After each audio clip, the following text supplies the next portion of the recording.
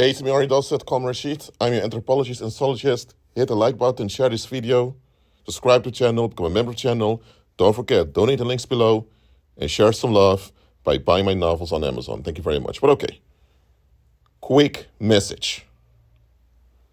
When someone, despite proof being shown to them, chooses an error, they are Antichrist. Okay, an example to you. Let's say you have a 4-year-old boy, and you tell the boy, don't eat those cookies. You don't tell the child, don't eat, why they shouldn't eat those cookies. You know the child needs to eat a proper meal first. Eating all those sweet stuff is not good for the child.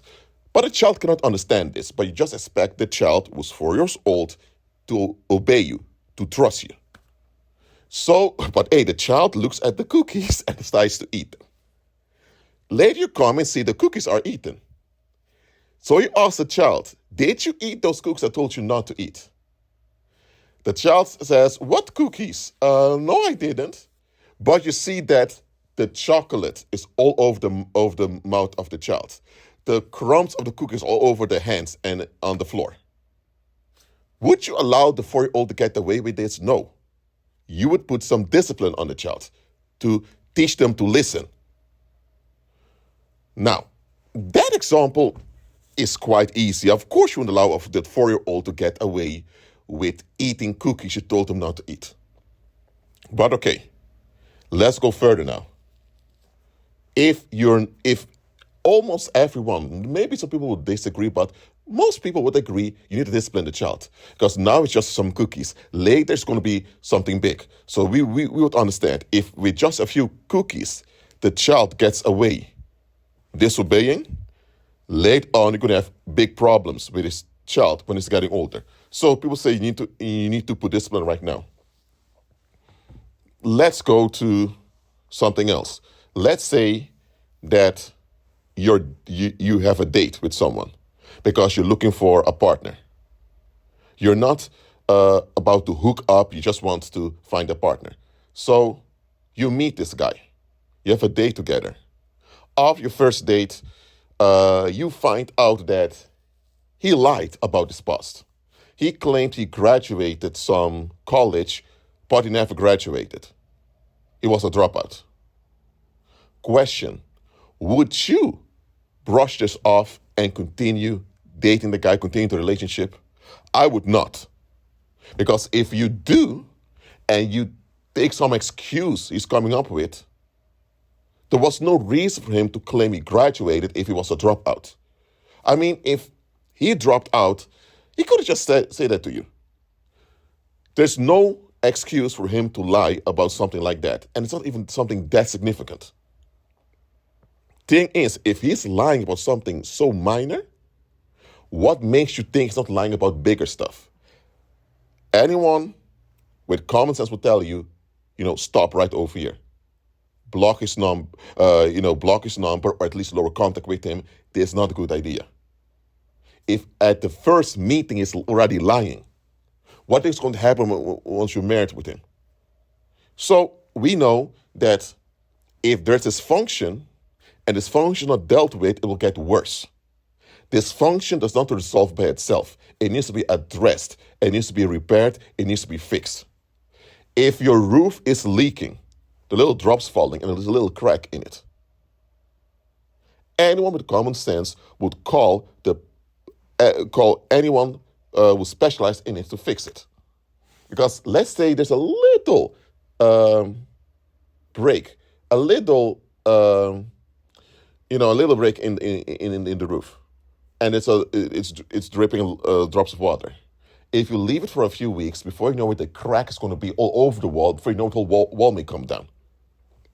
So you need to get it addressed as soon as possible. We get that.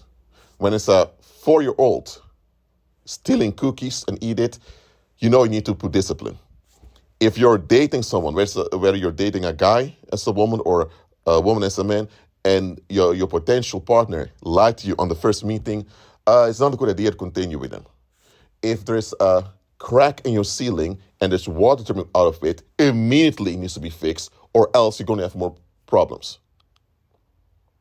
So, if we can agree that you need to intervene the moment you see a symptom that something is wrong, then let me tell you one thing. People that don't intervene when they notice things are going wrong, if they cannot intervene because they're not capable of, that's different, but at least can address it. If something is off in the community, seriously off. For example, you have this high school teacher who was a bit too close with a 13-year-old girl, texting him and all of that. I don't think, is this appropriate? Or it can be that you have children going missing often, over and over again. Or it can be that a lot of people are moving out, but there's no reason given why people are moving out. It can be all type of stuff going on. But if there are things going on in the community that are completely off, and the people around there are not talking about it, and people don't even mention it, then let me tell you one thing. There's a code of silence in place there. There always says it's a pact of silence. This is what I call a pact of silence going on over there. People agree we're not going to address this, because once we address this, we have to address the whole situation. And we are part of the whole situation. And if we address the whole situation, it will make us look bad, we will lose credibility, and we'll have to pay financially, or we'll have to pay with losing some autonomy. Because if there's a problem that we caused, then it also means that we need to be part of the solution. And that means that we have to invest time and effort for this to be better. There's no such thing as, I don't want to, I don't feel like, or I want to be left alone. No. So we don't want to deal with everything being exposed and us looking bad, so we're not going to talk about it. And someone who does talk about it, we silence them. So, the moment you see a pact of silence in a community, know that those people are Antichrist. Why are they Antichrist? Because they agree with a bad situation. They agree to keep a bad situation going so that they can keep their false comfort. Now, Christ offers real comfort that lasts forever. And that includes justice. So, bad situations need to be addressed. People ought to comply with justice. People ought to improve and become better and safer human beings. Stability and safety are part of the true comfort that Christ brings. So anytime people hold on to false comfort, they go against the Heavenly Father. They go against the finished work of Christ. They go against the gospel. They even go against their own human common sense. So, if proof is out there that the situation needs to be addressed and people are not acting on it over and over again, they're Antichrist. Simple as that. That's all you need to know. That's all you need to know. So if there's an Antichrist atmosphere somewhere, it can be at the church.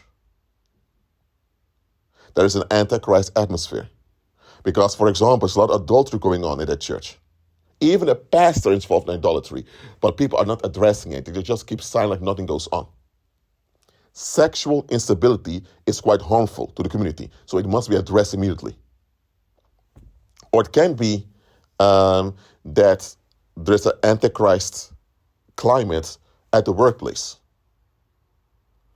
Everyone's working so many hours. They're not happy, they're frustrated, they're tired often. There's no proper balance between work and being at home, but nobody addresses it. They all act like nothing goes on. False comfort. And the thing is, there are actual people getting hurt and harmed by this. Or it can be that overall, in the place where you live, your neighbor is an Antichrist attitude. There may be some people who just lost a child due to a tragic accident. But what people won't tell you is that weeks before the tragic accident, they've been murmuring and complaining behind the scenes about his family. So they know deep down inside that their psychic violence contributed to the tragedy. But because nobody wants to feel guilty about what they've done, and because nobody can bring back the deceased child, they all are super kind towards that family. And you notice that the kindness is way over the top. But others tell you, don't mention it. Why? Because once you mention it, you will find out how ugly the people there really are. That they murmured and complained about the family, wasn't guilty of anything just because they needed to offload themselves. And now they're offloading on a psych level led and contribute to a fatal tragedy. Once this comes out, you're going to realize, not a minute, what type of people are these? What I'm saying is, anytime people cling on to false comfort, knowing full well it's not a good situation, knowing full well that this situation will get themselves and others hurt, I'm telling you, they're Antichrist. That's what they are. And I'm telling you, someone may have difficulty admitting they're in a bad situation. Sometimes it's quite painful to admit you're part of a bad situation, okay? We can have compassion and sympathy for that. What we can't have sympathy for is when people willfully, against all reality, against all common sense, decide to be part of a bad situation because they want to hold on to a comfort that cannot last. That's criminal. That's just evil. We cannot agree with that. So once you see and know that people are like this, do not argue with them, do not fight them. Slowly distance yourself from them and move on. Because there's no good coming from you confronting them. It will only escalate and get worse, and people get hurt. I'm just telling you as it is. Anyone who beyond revelation of proof remains part of a bad situation, it can be that you have, let's say there is a supermarket and it's used as a front for human trafficking. Now, if there is no other supermarket around for people locally to go to, guess what? They have no other choice. They have to put up with this front for human trafficking, even if they're not agreeing with human trafficking. So you want to solve this, you need to come with more. First, you need to shut down that supermarket that's there for human trafficking, and you need to open other supermarkets so people can still get the groceries. You can't just shut down the supermarket and people are now left without food and provisions. So if people have no other option, guess what? You can't blame them. And if you don't offer another option, why keep complaining? But the moment people have options to not participate in a bad situation, and they keep participating in a bad situation, and they also have an excuse or some stupid reason, they may say like it's none of your business, it's my life, I decide, free will. They may become very hostile, go on emotional offensive. Why are they becoming violent? When you call them out because they don't want to admit they are blameworthy. They don't want to admit that they are untrustworthy. They do not want to admit that they're not in charge.